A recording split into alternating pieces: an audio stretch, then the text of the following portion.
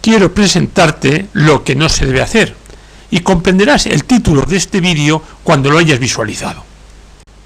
La radio es un ASCAR modelo 611U y al principio no tenía ningún interés de hacer un vídeo de la reparación de esta radio porque creía que iba a aportar muy poco, pero da la casualidad que cuando empecé y me metí con la radio vi que tenemos tema para aprender un montón de cosas alrededor de las incidencias que han acontecido. Como puedes ver, es un receptor superheterodino, pero no voy a ser muy preciso en explicar el superheterodino porque lo hemos explicado muchas veces, solamente te voy a citar las lámparas que tiene. La V1 es la primera, es la osciladora mezcladora conversora, que es la HC-H81.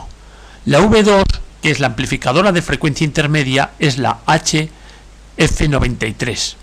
La V3, que es detectora y preamplificadora, es la HBC90.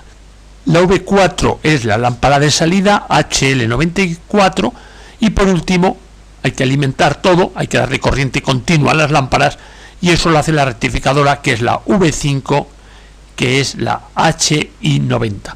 Esta es una serie de lámparas posteriores a la Ritmol, son unas lámparas un poco más pequeñas y lo suelen llevar los receptores de los años 60 más o menos, de los años 60, 70, en esa última casi ya época de las radios a lámparas, usaban esta familia, esta serie de lámparas. Como te comenté, no pensaba hacer un vídeo, por lo tanto lo que estás viendo ya es después de haberla mirado y cambiado algunas cosas. Le quité lo que era el transformador de potencia, el transformador del altavoz, y le puse transformador del altavoz y altavoz exterior, olvidándome del que tiene la radio. Como puedes ver, hay un condensador que va entre uno de los polos de la red y la placa de la rectificadora, es el condensador C19, que es de 22K, está quitado. Y está quitado porque cuando estaba con ella intentando hacer que funcionase, noté cómo estaba echando humo, y además una cosa curiosa, yo lo tengo conectado a un elevador reductor y se notó enseguida el cambio de carga, es decir, estaba metiendo una carga que era casi un corto, no era un corto todavía porque ese condensador estaba poniéndose en corto, y enseguida noté ese ruido. Por eso yo considero que es muy importante cuando arreglas la radio que no tengas cosas que distorsionen, es decir, cosas, otra radio puesta o música puesta, no, es muy importante conocer todo lo que está aconteciendo alrededor de tu propia radio, de esa que tú estás arreglando. Verás que yo he metido el generador, un generador de referencia al que yo hice, que nos va a dar mucho juego. Ahora lo estoy poniendo, ese punto es precisamente la grilla del triodo preamplificador, y pita. Luego parece que desde ahí más o menos algo va, pero si retrocedo y me pongo en lo que es placa del diodo, no va nada. Como te dije, yo ya había hecho cosas sobre esta radio, pero que no las grabé, hasta que vi que tenían importancia y tenía chicha como para hacer este vídeo. Bien, ¿qué cosas había hecho? Pues mira, ¿qué tensión crees tú que debe haber en la placa del diodo? Es decir, en lo que es el pin 5 de la lámpara. Bueno, pues si miras con atención la placa del diodo, bueno, pues que por casi todos los lados va a masa. O sea, no verás que va un positivo. Pues bueno, se me ocurrió medir. Bueno, pues porque pasaba lo que has visto en el vídeo, que todavía está pasando, pero también pasaba. Se me ocurrió medir qué tensión había en esa placa del diodo y había una tensión positiva. Bueno, eso era súper extraño. Entonces dije, bueno, si hay una tensión positiva, la única forma de que haya una tensión positiva es porque de alguna forma, a lo mejor, la tensión positiva que va en el primario del transformador de frecuencia intermedia pasa al secundario. Y efectivamente, le quité ese positivo que iba a la frecuencia intermedia y ya tenía 0 voltios en la placa del diodo. Luego se estaba pasando la tensión positiva del primario de frecuencia intermedia al secundario. Bueno, pues dado eso, lo que hice fue desmontar la frecuencia intermedia, que es la que estás viendo en la fotografía, y medir con un voltímetro a válvula qué aislamiento existía entre los devanados. Y vi que pues daba 5, 10 megas de aislamiento, es decir, no había un aislamiento infinito. ¿Y cuál es la causa? Bueno, pues la causa es lo que tú nunca debes hacer en una radio, que era y es el título de este vídeo, lo que nunca se debe hacer. Bien, ves que esos 4 contactos que hay ahí apoyan lógicamente sobre la baquelita, que de ahí va, bueno, pues son las bornas de las bobinas de frecuencia intermedia. ¿Qué había pasado? Se había formado una película alrededor de esa baquelita que daba conducción en los terminales de las bobinas de frecuencia intermedia. Algo extraño me parecía. Entonces, hablando con el propietario de la radio, le dije si había usado algún producto, y efectivamente, para quitar el óxido del chasis usó el desoxidante de titán, y eso es, destrozar la radio. A mí no me preocupa mucho que el chasis esté oxidado, o si no, hágase como hace Carles Botia en un tutorial, que le da con un estropajo metálico y limpia el chasis, nunca un ácido. Te acordarás, y volviendo a cómo está ahora la radio, es que tenemos, poniendo el generador de frecuencia en la grilla, es decir, en la pata 1, suena, mientras que si lo pongo en la pata 5 no suena, a pesar de haber arreglado ya la avería. Ya no tengo positivo en esa placa, ya tengo 0 voltios. Alguien puede pensar por qué suena una señal de radiofrecuencia modulada puesta en la grilla de la lámpara de preamplificación de baja frecuencia. Bueno, pues suena porque ahí ese triodo también está actuando como detector, con lo cual se queda con la envolvente de esa radiofrecuencia. Ahora voy a hacer una verificación de las tensiones que tengo tanto en grilla como en la placa del diodo, y como puedes ver, esas tensiones no existen, esa tensión es 0, o las tensiones están bien. Ya he subsanado esa conducción que había entre los devanados.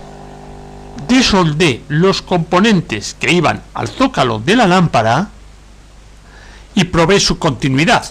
Lo puse el polímetro en una escala alta y lo miré respecto a masa. Y como puedes ver, con más o menos, pero en todos hay una conducción. Eso significa que hay una falta de aislamiento de lo que es precisamente los pines, los zócalos, lo que es la lámpara, respecto a masa y entre los propios pines. Es decir, el ácido ha estropeado y ha dejado una película conductora. Bien, ahora lo que hice fue un zócalo externo, un zócalo reciclado de otra lámpara, y como puedes ver, el aislamiento entre los pines de la lámpara es total, es perfecto, como debía ser el anterior, pero el anterior, como estaba fugado, se le puso la lámpara, como puedes ver en la parte inferior, debajo de mi mano, y como siempre tocamos en los puntos críticos, ¿no? El potenciómetro, y ahora ya me fui, también eso es la rejilla de la lámpara de salida. Bueno, lo que va a la rejilla de la lámpara de salida. Y eso ya es la segunda frecuencia intermedia. Y como puedes ver, tocando en segunda frecuencia intermedia se escucha. Ahora lo que voy a meter es el generador de radiofrecuencia con una frecuencia aproximada a la frecuencia intermedia. Como puedes ver, tocando en la primera frecuencia intermedia, el ruido queda reflejado en el altavoz. Pues ahora lo que voy a hacer es ir a la antena. En este momento estoy metiendo la frecuencia de intermedia por antena, y además voy a mover el generador de radiofrecuencia para ver cuál es el punto en el cual me da la máxima señal. Varío la frecuencia del generador de radiofrecuencia y veo que la señal es débil, pero se transmite al altavoz. Ahora lo que voy a hacer es forzar para quitar los remaches del zócalo fugado, de tal forma que esa lámpara que ves que está al aire, pues cogeré su zócalo y la propia lámpara y lo pondré en donde está el otro. Nuevamente, y simplemente casi como ejercicio didáctico para redundar en este tipo de avería, que es una avería extraña, pero que se puede producir siempre y cuando se produzca el mismo error que ha acontecido en esta, volvemos a mirar el aislamiento que existe entre los pines de la lámpara. Y como puedes ver, ese aislamiento no es infinito. Es decir, hay una resistencia de, pues eso, de unos cuantos megas, pero hay. Los pines de la lámpara casi rozan o hacen contacto con la masa del chasis, por lo tanto le hemos puesto un aislante alrededor de todo el zócalo. Aquí en la parte posterior, por la zona de los pines, puedes ver también la cinta aislante que se ha metido para aislarlo del chasis. Una cosa curiosa que quiero que veas: puedes ver cómo cuando meto señal en la lámpara de salida, claro que se generan más voltios, hay una señal entre los electrodos, más bien diría yo, entre los pines, en este caso, de los distintos electrodos de la lámpara, salta la chispa, por esa falta de aislamiento. Bien, ahora ya le meto frecuencia intermedia desde la antena. El receptor parece que fue a más, y metiendo la frecuencia intermedia, de fondo podrás oír el pito de frecuencia intermedia. Sí que es cierto que le he cambiado el conmutador de ondas y se mantiene. Bueno, ya viendo que iba a frecuencia intermedia desde antena, lo que hice fue, suponiendo, y así fue cierto, que no tenía oscilación local, le cogí y le metí mi generador de radiofrecuencia, digamos, a la placa del triodo, del oscilador local, de tal forma que yo estaba de forma externa generando un oscilador. Yo metía con mi oscilador frecuencias de 1000 y pico, luego tengo una tabla de las frecuencias que verdaderamente metía, y pude observar cómo era capaz, moviendo esa señal del oscilador local generado por mí, pues cómo era capaz de sintonizar Radio Nacional, Radio 5 y la cadena SER. En un momento determinado verás que incluso quité el pito, o sea, en un momento determinado estaba poniendo un oscilador local modulado por los 800 hercios de baja frecuencia. Luego lo quité y claro, ese pito desapareció. Te dejo que escuches un poco. El que va del pelotón de cola, lo cual no quiere decir que no, es el fuera... no tiene por qué ser el farollito, como lo del epílogo, pues más o menos por ahí la cosa. Claro. Epílogo no. Claro. En realidad eso significa en griego el que nace después. Vale, tú eres un epígono, García. No, tú eres el epígono nuestro porque eres el que has nacido después. Hay una cosa de cuestión técnica. La poesía... Te quiero comentar este cuadro porque creo que es muy interesante. La columna de la izquierda lo que manifiesta son las frecuencias de Radio Nacional, de Radio 5 y de la cadena SER. Luego hay otra columna, la que hemos puesto con una flecha frecuencia del oscilador local, que es la frecuencia que yo fuerzo con mi generador de radiofrecuencia. Y después noté que el pito máximo lo daba del valor de frecuencia intermedia de 490. Entonces, si yo resto esa frecuencia del oscilador local que yo estoy forzando, que estoy metiendo, menos la frecuencia intermedia 490, excepto para Radio Nacional 5, para las demás, clava la frecuencia del emisor. Aquí puedes ver lo mismo que hemos dicho anteriormente, lo único que se queda displayada la frecuencia del oscilador local que yo estoy forzando. De esa forma, y de acuerdo a los números que te he presentado hace un momento en el vídeo, vemos que se cumple perfectamente el principio del superheterodino, que significa que nosotros tenemos siempre un valor de frecuencia intermedia que es igual a la frecuencia del oscilador local menos la frecuencia de la emisora que te estoy sintonizando. De tal forma que esa diferencia, y en este caso teórico es, me parece, unos 470 kHz, pero práctico, como además luego lo pondré, se ve que el pito máximo lo da en 490 kHz. Y ahí es justo el punto en el cual he puesto yo, que es la placa del triodo. Quiero una cosa que te fijes, que ahora le he puesto el oscilador justo en la bobina del oscilador local. He cambiado de sitio, el paso de placa a la bobina del oscilador local. Y además hay otra cosa, quiero que escuches esto. De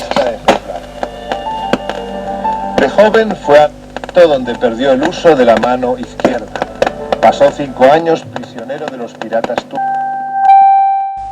Como te he dicho anteriormente, el valor de la frecuencia intermedia, donde yo tengo el máximo pito, corresponde a 489 kHz, o 490, que es el número que yo he usado, pero el teórico es de 470. Pero ahí puedes ver cómo con 489 tengo máximo. Quiero enseñarte a nivel de esquema lo que hemos hecho. Ese es el circuito del oscilador local, constituido por la sección triodo de esta primera lámpara, o de UCH81, y en la cual por placa, digamos, sale la oscilación. Y lo que yo voy a hacer es meter el generador de radiofrecuencia que construí, voy a meter primero directamente a la placa. Directamente a la placa solamente le metí un hilo, digamos el vivo. No me gusta porque ahí hay tensión, se puede estropear el generador. Luego ahí he metido solamente el vivo del generador de radiofrecuencia. Pero después, ahí ya he visto que iba, lo que he hecho es, en vez de ponerlo ahí, meterlo ya directamente a lo que es la salida de la bobina. En ese punto ya me atreví a meter los dos terminales, es decir, el vivo del generador de radiofrecuencia y la masa, ya que considero que la tensión es muy baja. Escucha los ruidos, esos ruidos que dije anteriormente. Estate atento a los ruidos y sobre todo al chasis en la parte inferior derecha. Y verás que sale un poco de humo. Eso es simplemente el zócalo de la lámpara, en este caso de la osciladora mezcladora conversora. Ya hemos verificado que la etapa de frecuencia intermedia estaba bien. ¿Qué nos queda por hacer? Bueno, pues nos queda por hacer cambiar el zócalo de la lámpara de sintonía, oscilador local y conversora. Esa lámpara, como habrás visto, hasta echó un poquito de humo. ¿Por qué? Pues porque están mal aislados los pines del zócalo. Entonces es obligado el cambiarlo. Segundo, la osciladora, que bueno, en nuestra nomenclatura la bobina de la osciladora lo suelo poner en azul, pero esta vez he puesto todo en verde, aunque esa, como es la parte osciladora, estaría mejor si se hubiera puesto y destacado en azul. Esa bobina, igual que la bobina de frecuencia intermedia, hay que desmontarla, limpiarla bien para que haya un aislamiento perfecto entre contactos. Y lo mismo pasa con la bobina de sintonía.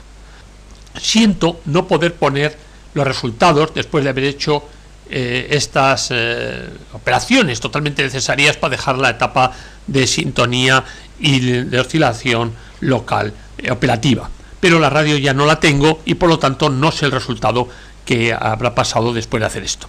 Sí quiero volver a insistir que poner el zócalo, si el zócalo no es muy parecido, deberemos aislar bien el perímetro donde va a ir el zócalo para que no haga contacto con el chasis.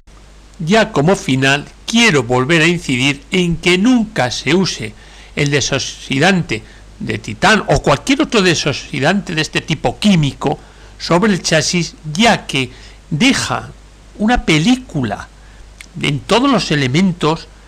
Esta película conductora hace auténticos desastres, como habrás visto, tanto en los zócalos de las lámparas como en todas las bobinas. Así que mucho cuidado y no use nunca estos productos. Deseo te haya gustado, muchas gracias.